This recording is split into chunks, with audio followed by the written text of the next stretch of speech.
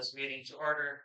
You have the regular city council meeting for August 26th, 2025. Can I have a roll call, please? Hornsby. Here. Martin. Here. Edwin. Here. Brenda. Here. Charlie. Here. Mallory. Here. Doug. Here. Okay, please stand and join me for the pledge of allegiance. I pledge allegiance to the flag of the United States of America, to which republic for which it stands, one nation, under God, indivisible, mercy and justice.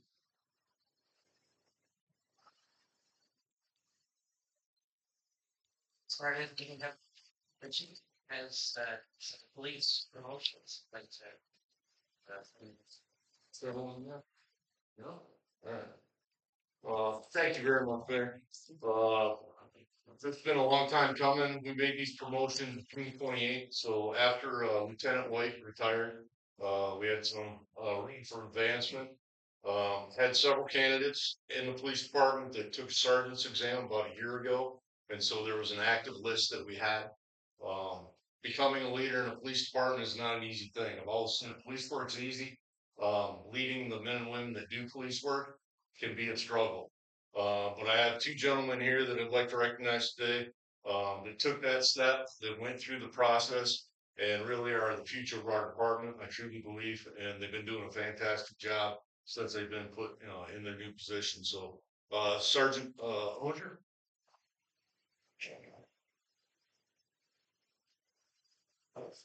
Like I said, he's been doing this job for a couple months now, but be a base hour. Like here, come here. Camera's over there. You got more training. Right here. Take flag.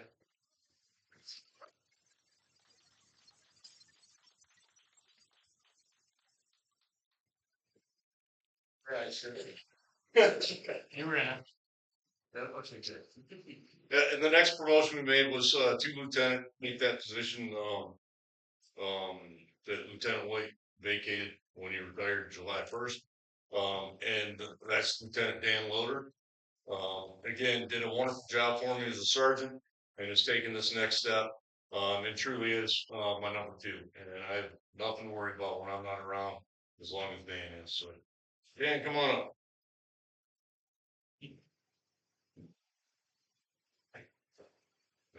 Absolutely.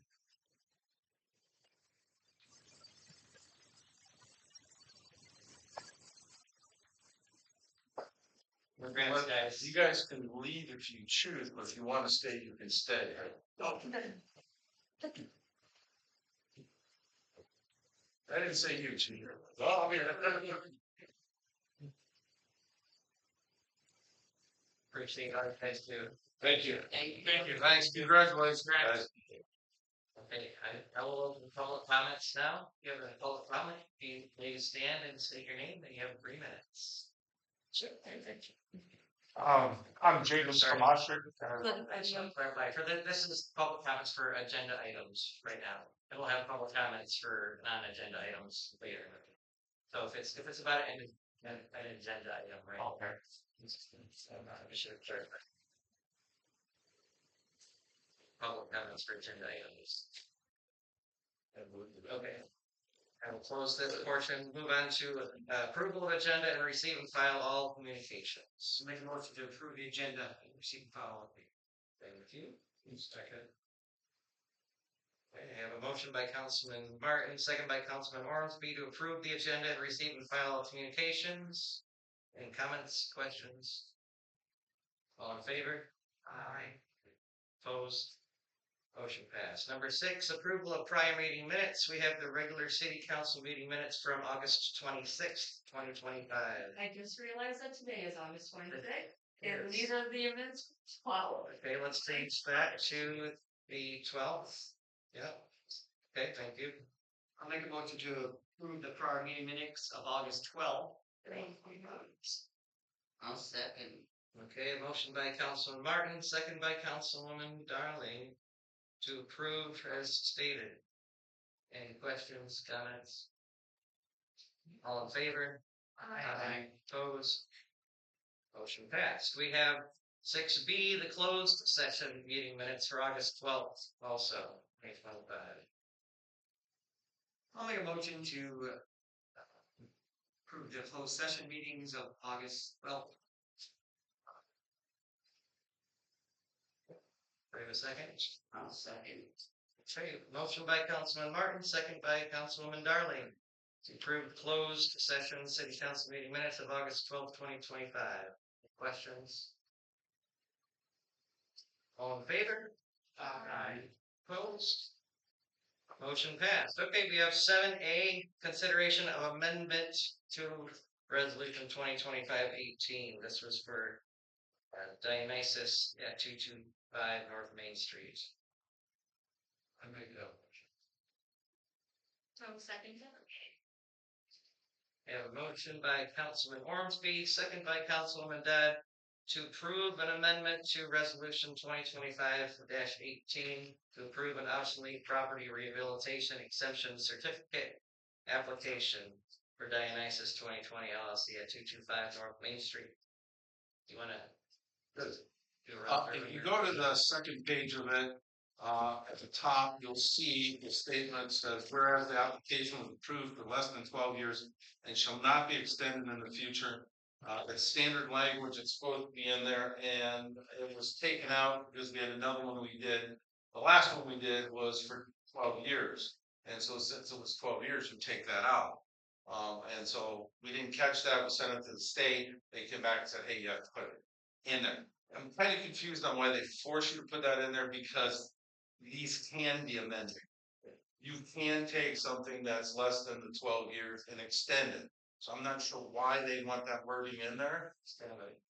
So maybe it has to come back to council to amend that. Maybe she don't know. The staff can do, don't know. But again, they won't process it unless that wording is in. Okay. So sorry about that. I hate doing things twice, but Anyway, any questions on that? Okay, roll call, please. Mallory, Yes.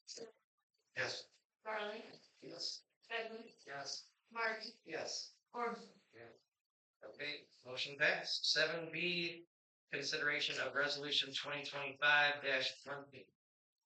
Make a motion for consideration of resolution 2025-20. No second. Okay. I have a motion by Councilman Martin, second by Councilwoman Darling to approve resolution 2025-20, authorizing the city of Cheboygan to enter into the cooperative mutual aid and fire control agreement with the Michigan Department of Natural Resources. I believe this was just an agreement to kind of trade resources. I can sign, I could have signed this without a resolution required, but I wanted to do it so that you guys are aware that we have that arrangement, to make it formal, and then we're also, going to try to get that done for all the other fire departments where we go out and help them or they come in and help. I think it's a good thing to have in place, so there's that understanding, so people understand. When they see a fire out in Inverness and they see our trucks out there, they understand, hey, look. And I think it was evident, the cooperation we have with all the fire departments, is when we had the fire down here, I think we had 10 different fire departments, down there fighting fire at the warehouse, so. Being small communities like we all are, same thing with the DNR, they don't have a lot of resources up in this area. We gotta do everything we can to help each other out. Does this cost the city money to be part of it? There's not a fee or anything else like that, but anytime we see us send our firefighters out to help, there is some cost. We have to pay them to respond, we have to pay for fuel, things like that, but that's part of the thing of working together. They wouldn't actually do anything different than what they're doing, this form-wise. Yes. Any other questions? Okay, roll call, please. Yes. Yes. Becky, Yes. Ormsby, Yes. Martin, Yes. Yes. Mallory. Yes. Motion passed. City manager's report. Over the last 2 weeks, Casey and I have met with FEMA twice. Once was in person here and the other was today. via Zoom. Um, Casey and the department heads are getting together all the information for payroll and equipment used during the storm. It looks like we're in a good position. We prepared as we were going through this, thinking, hey, we may be able to get money back from FEMA. We set up a system that worked very well for a community as small as we are. We just have, okay, how many hours do we use that piece of equipment? FEMA reimburses us X amount of dollars per that. But we're trying to figure all that out. We provided them all the information on some of the equipment issues we had, fuel that we used on our wastewater treatment plant, water treatment plant, because we had to use generators during that time frame. That's eligible. We submitted the documentation on the chipping, and Scott Hancock did a great job of taking pictures of the piles, and then he had his workers standing on top of sticks that measured certain distances and stuff. So we were actually able to calculate the cubic yards of material.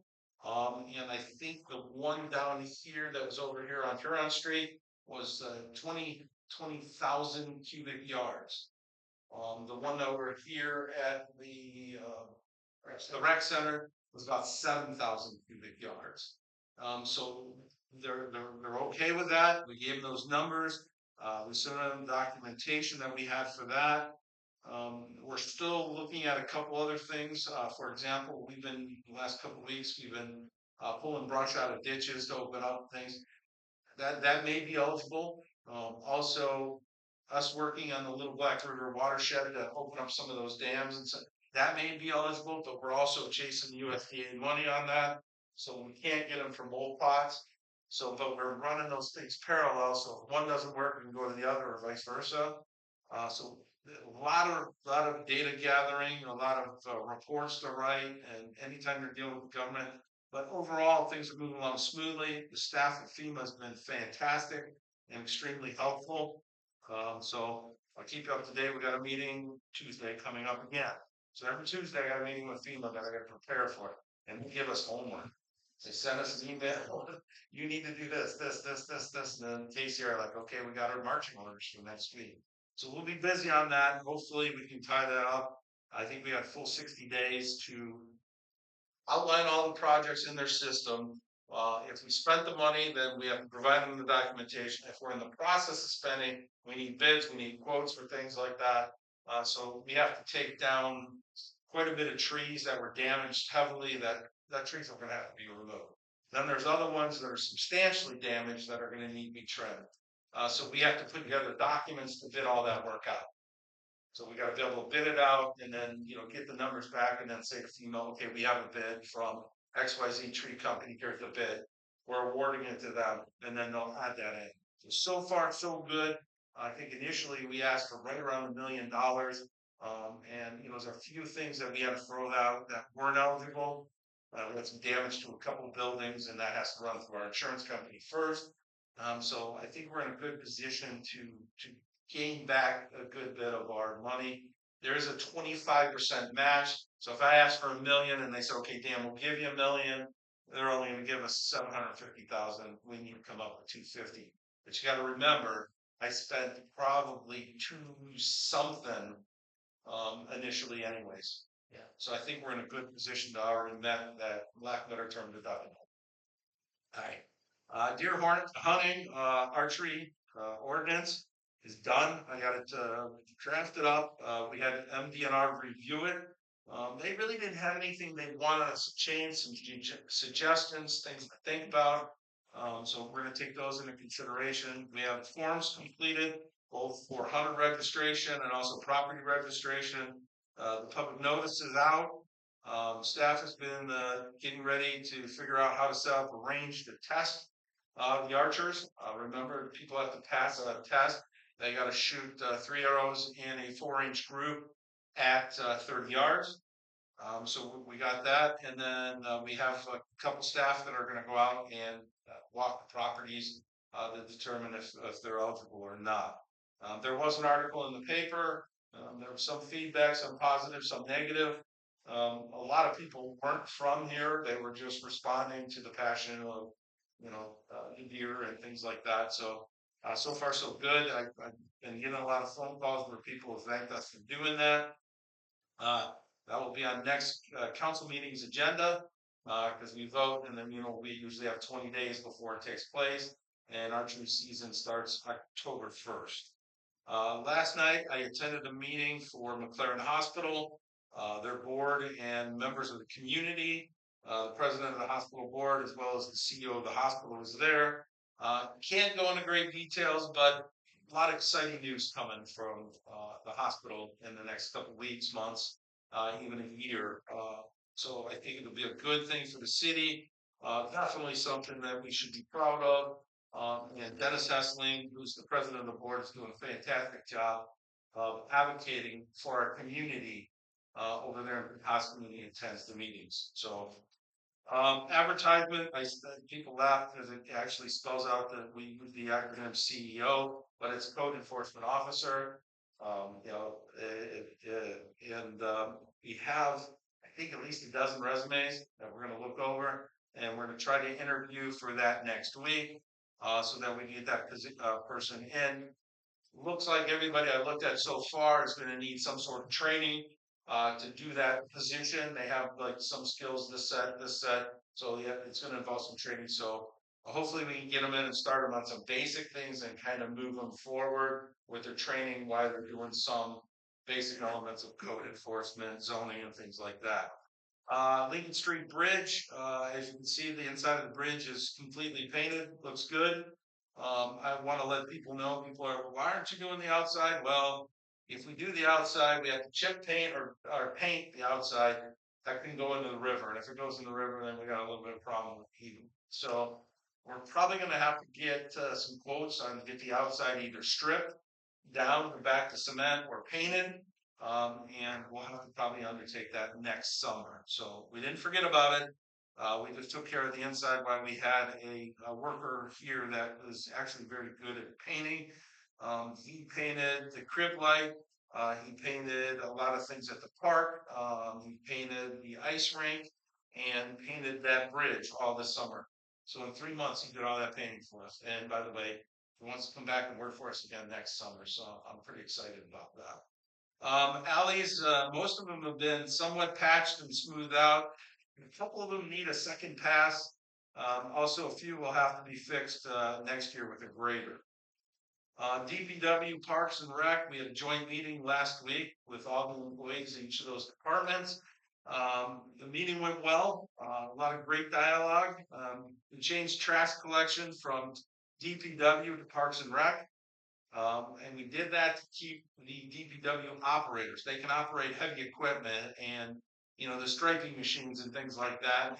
We thought they'll be better used in that capacity than driving around and taking care of the trash cans and things like that. So, we also we set up some safety and training protocol to make sure that they're getting their morning tailgate meetings, monthly safety meetings, so that we make sure that we protect our great employees that we have.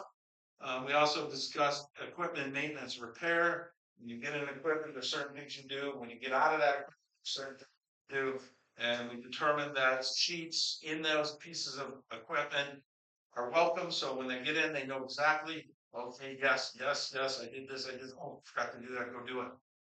Then when they're done, they know what they have to do. And this will help Eric keep the longevity of the equipment, because remember, we were keeping pieces of equipment for 40, 50 years.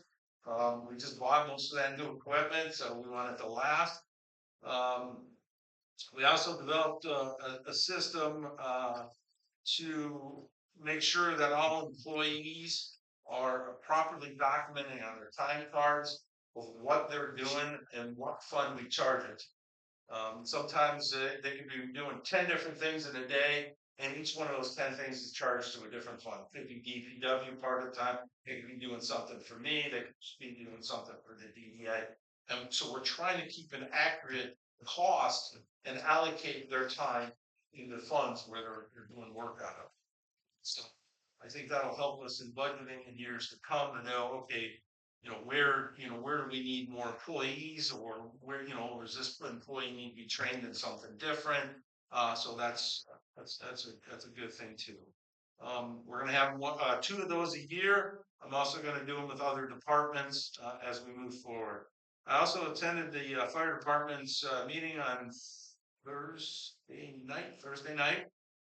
I thank them for all their hard work and dedication. We provided certificates to the firefighters for their years of service. And Don Daly has been a firefighter for the city for 30 years. There's a couple other firefighters that were out there too. So that was great. I always enjoy going to those and sitting there and listening to them talk and about what they do, how they do it, things like that. And it's great to see the camaraderie among that crew, and we're lucky to have that crew protecting our city. Vacation time, my vacation time, I've only used, I can't do the math quick enough, 38 hours so far this year. We're halfway through the year, and I believe I have about 270 left. With everything going on right now, I'm not sure how much I'm going to use.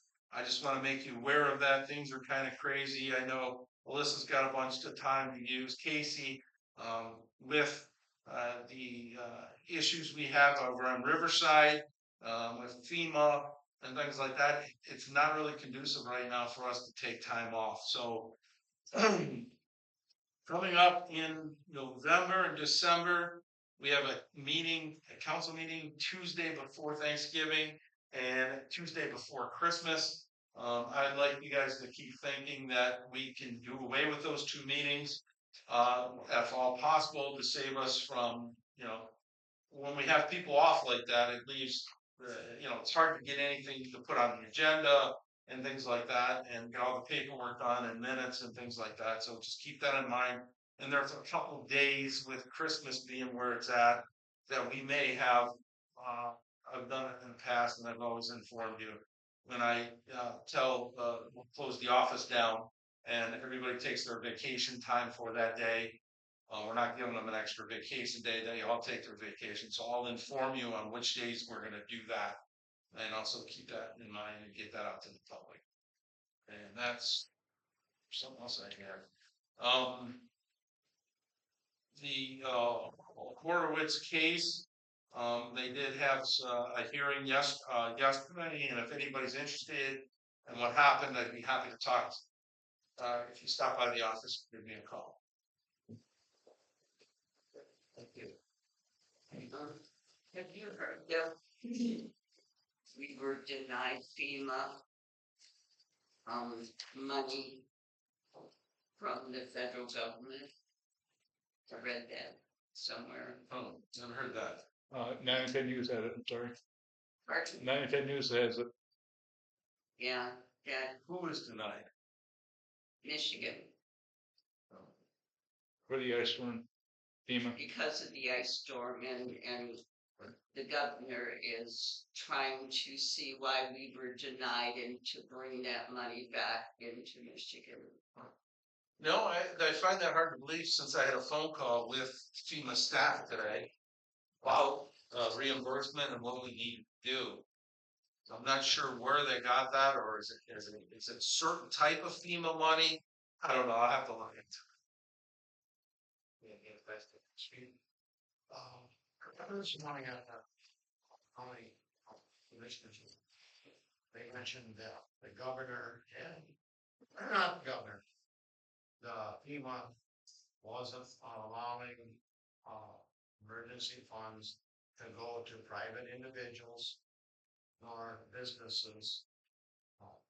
I think that's what might be. That's what I'm thinking. Cause we had the regional person who's in charge of 12 county regions from FEMA on the phone call today with us.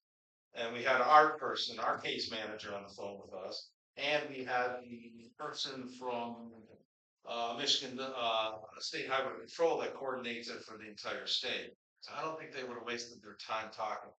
That guideline of private and nonprofit being eligible came out in the guidelines that were provided to us probably a month ago. That said they would not be eligible. There may be another round coming, or maybe they denied that round of money to nonprofits and They don't know 100%, but that's my guess. What was probably said. And if anything changes, you should let us know. Oh yeah, That's exactly. Telephone is correct. Individuals, families, businesses, and utilities have nothing to do with municipality. and that was in the guidelines they distributed to us about, like I said, about a month ago. That those were not out. Because we did have people calling, hey, how do we get in the money? I'm telling them, look at the guidelines I got about a month ago from FEMA. Says they're not they talked about there may be a second round, and then that would go target that, but so maybe they denied that. I don't know. Governor, has asked that they remove that aspect. Yeah. That's where we're going. And that's that second round. That's not that, whatever it was. 50 million. The first 50 million were for local governments only. Then after that, they were going to do a second round, and I'm not sure what that second round was, and that's probably. Dane, I got a question. First, I'll say thank you for not taking much vacation time, but you should. Yes. Now, on that, the master plan meeting, isn't there a deadline for that? January. Okay, We got one Thursday. correct. And you know all your chapters 1 through how many you guys have done? Yes. I gotta have all those read, approved, and commented by 10 started. Yes. Okay. So, you know what I'm gonna be doing the next day and a half.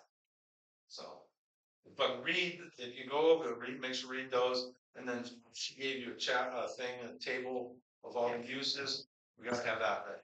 But I think we're in a good position to get it done, and it has to be in draft form by January. It doesn't need to be completed and through council and everything else. And that's another thing that's plaguing my mind from now until the end of the year. That's got those 2 documents got it done. And I did forget that they're also coming to start the survey work, like physically going to all the parks for the park and rec study too. That was another one. And now you got the prime. I know quite a few of you walked the parks with me about 3 years ago. Okay. We walked the parks and looked at everything that needed to be done. And since that point in time, staff has made it a priority to address those issues. We got a compliment from Tim Conboy, and you know, Tim is a great guy, and he's going to tell you it's good, bad, and different. But he did send us, I think a couple of us got it, an email thanking us, saying the parks have never looked better, especially Gordon Turner Park, ever. And that means a lot coming from Jim. So thanks for your support. Thank you guys for doing that and walking that with us. And we need to thank Scott Hancock and his crew because they're magicians. I don't know how they do it, but they keep going. They keep pushing. And they're never. I've never asked them to do something that they did not do above and beyond what I expected. So I think you're starting to see that benefit. Look around, go to the ice rink. So you see them out and about, stop, thank them, because they're doing a fabulous job. So. Super. All right. Public comment. So open. Public comment. Please, James, take your name. You have 3 minutes. Lewis Valens, Eastern Avenue. Good news, bad news. Good news, Northeastern Avenue ditches are looking pretty decent. Bad news is southeastern ditches are not looking at all decent. Still looking for that culvert to be replaced on Southeastern Avenue. Has not been done. Regarding that deer hunt, with the city wanting everyone stoned and drunk, my view is we need to have some safety regulations in there for doing that intoxicated with Wacky Tobacco and Cheboygan Brewing Company's beverages. That's a safety concern for the city, which needs to be addressed. You cannot hunt statewide being intoxicated. Problem is in the city, city's regulations have been, we'll do what we darn well want here, and that's and give the middle finger to the state of Michigan. So we need to abide by state laws, abide by federal laws. Federally, possession of a weapon, you cannot be intoxicated. So might want to be looking at that too. So other than that, you potentially may not be hearing from me within the next probably next 6 to 12 months. I think we are washing our hands of the city of Cheboygan because of the lack of services we are getting. We are tired of being walked on, told that we are not being, we're not being, we're never going to get water on the east side of town. We're never going to get services. And, this is only one person on that road. Well, the neighbors next door, they are leaving the city of Cheboygan because of the lack of services. They are leaving the city of Cheboygan because of the poisoned water underneath our land, which was done by city property. Other than that, that is it. Great, thank you. Yeah, guess that's appropriate time. Hey, my name is James Tomasha. I run the Straits area at Taekwondo Academy and Mud MMA downtown at 504 Division Street. And we're looking at purchasing the building and trying to turn it into a rec center. Half of it and keeping our school on the other half. Sorry, I'm losing my voice here. We're looking at trying to get